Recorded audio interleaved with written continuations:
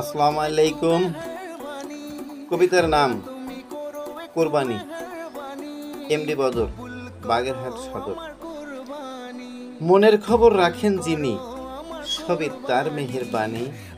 নবী ইসমাইলের আমল থেকে শুরু হলো যে কোরবানি।